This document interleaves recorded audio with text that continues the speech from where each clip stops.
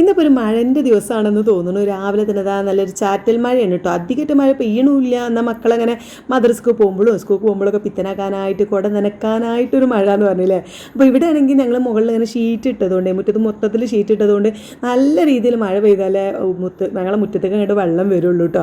ഏതായാലും ഞാൻ വേഗം പോയി ഇതുമൂന്ന് വിളിച്ചു. സ്കൂളൊക്കെ ഉള്ളതല്ലേ. ഓളാണെങ്കിൽ പുതപ്പൊക്കെ മടക്കി വെച്ച് നേരെ മഴയെ നോക്കി നിൽക്കുകയാണ്. പറഞ്ഞിട്ട് കാര്യമില്ല, എൻ്റെതല്ലേ വിത്ത്. ഞാനിതുവരെ നോക്കി നിൽക്കല്ലേ. ഇനി ഓൾ കുറച്ച് നേരം നോക്കിക്കട്ടല്ലേ. നമുക്ക് ബ്രേക്ക്ഫാസ്റ്റ് ഉണ്ടാക്കാം. ഇന്ന് നല്ല പാലപ്പത്തിനുള്ള മാവ് അരച്ച് വെച്ചിട്ടുണ്ട്. അപ്പോൾ അതിലേക്ക് ഞാൻ ഉരുളക്കിഴങ്ങിൻ്റെ സ്റ്റൂ ഉണ്ടാക്കാമെന്ന് വിചാരിച്ചു കേട്ടോ. ഉരുളക്കിഴങ്ങ് മാത്രമേ ചിക്കനൊന്നും ഇടുന്നില്ല. ഉരുളക്കിഴങ്ങ് 2-3 ചെറുതാക്കി അരിഞ്ഞിടുന്നുണ്ട്. പിന്നെ വെല്ലുള്ളി പച്ചമുളക് ഇങ്ങനെ കീറി ഇടുന്നുണ്ട്. പിന്നെ തക്കാളി ഇട്ടിട്ടുണ്ട് ചെറിയൊരു പുളി ഉണ്ടാകാൻ വേണ്ടിയിട്ട്. പിന്നെ കുരുമുളക് ഉപ്പിട്ടിട്ട് ഞാനിതാ കുക്കറിൽ അടുപ്പത്ത് വെച്ചിട്ടോ. പാലപ്പം നല്ല മാവ് അടിപൊളിയായിട്ട് മാവ് വന്നിട്ടുണ്ട്. ഞാൻ അമ്മനോടൊക്കെ ചോദിച്ചിട്ട് അങ്ങനെ മാവ് അരച്ച് വെച്ചതായിരുന്നു കേട്ടോ. അപ്പോഴേക്കും ഇതും കാഴ്ചയൊക്കെ കണ്ട് കഴിഞ്ഞ് ബുക്കിൽ എന്തൊക്കെയോ എഴുതുന്നുണ്ട്.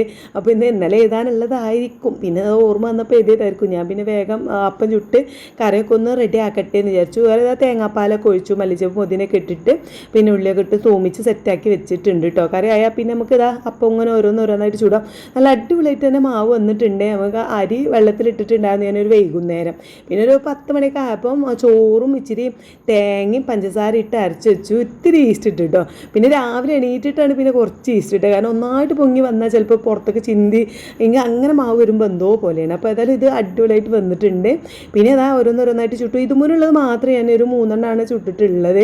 പിന്നെ കറി മുഴുവൻ ഒരു പാത്രത്തേക്കാണ് പാത്രത്തിൽ മേശപ്പുറത്ത് കൊണ്ടേ വെച്ചിട്ടു. ഇനി ഇപ്പം തന്നെ എൻ്റെ ഹസ്ബൻഡ് വരും, മൂപ്പർക്ക് വന്നിട്ട് ചൂടാന്ന് കരുതി. അങ്ങനെ അതൊക്കെ കഴിച്ചുകൊണ്ടിരിക്കണ സമയം ഞാൻ ഒക്കെ പുതപ്പ് ഓള് മടക്കി വെച്ചിട്ടുണ്ടായിരുന്നു. പക്ഷെ എന്താ വെച്ചാൽ ഓൾക്ക് പറ്റുന്ന രീതിയിലെല്ലാം മടക്കി വെക്കുക. എന്നാലും ഞാൻ വേണ്ടെന്ന് പറയില്ല കേട്ടോ.